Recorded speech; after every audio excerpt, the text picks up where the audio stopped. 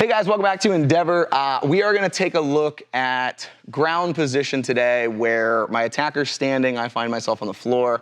We're going to look at it from a concept base, and we're going to start from distance, and then we'll do another video where we talk about as the fight compresses and gets inside. Now, commonly in the Krav Maga world, basic self-defense, you usually will see two primary positions. You'll see kind of this seated upward side-lying position, and then you'll see this all the way back leg up position. And these are great. We like to understand why we do this. The main concept is anytime I'm in a situation like this, I want to keep my feet between the bad guy and my head, right? That's where the majority of the damage is going to take place. So if he's too close and I'm upright and seated, he can kick me in the face, stomp me, knee me, hit me, all that type of stuff. Using my legs as a defensive mechanism, I can use them for offense, but I'm also sacrificing my legs for something more important, which would be like my ribs or my head in that perspective. So we look at this from a range perspective. If Mike's a little bit further back, right, he's still in a range where I may not feel comfortable getting up just yet. Now we have various get-ups, whether I want to move forward, whether I want to move backwards, whether I want to turn and run, and that's for another day. However, when we look at ranges of where I'm on the ground and he's up, if he's a little bit further back, I can be in this side-lying position. Generally speaking, it's the beginning of a technical get-up. So if my right foot's in the ground, my left hand's in the ground, and I'm using that to base.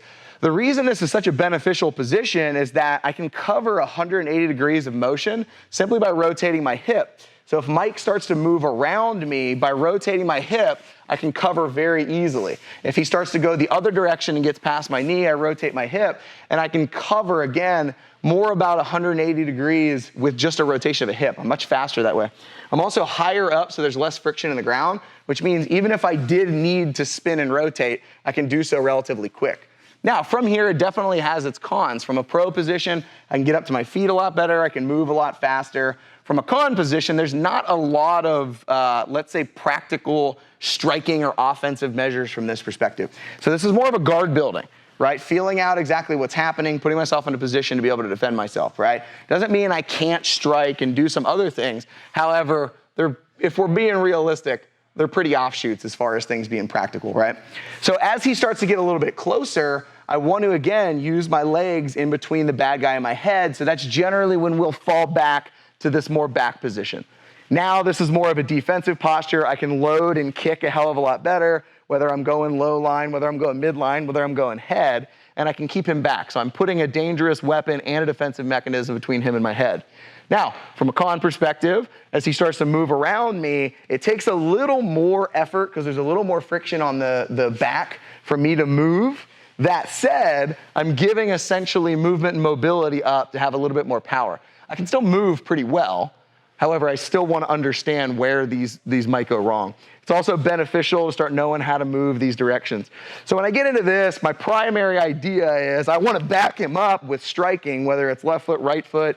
You can go in the 2 foot. I can come up and double kick, whatever the heck I want, as long as I'm generating force there. But the main precursor, the main idea behind this video is understanding the ranges, right? If he's 10 feet back, then I may feel a hell of a lot more comfortable getting to my feet and preparing from there.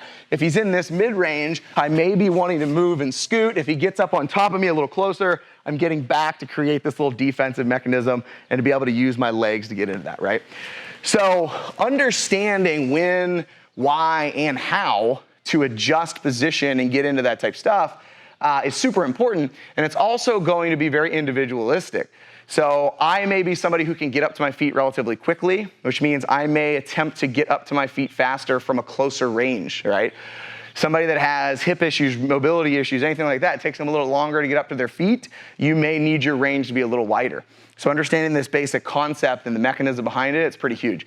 So when you start training these ground positions, especially against a standing attacker, put yourself in that mindset of, when does this position make sense? What are my ranges? And start to build that from your mind setting perspective, and watch just how much more beneficial these come to you. So play around with that idea, and we'll see you guys back for another video talking about when things get a little more close.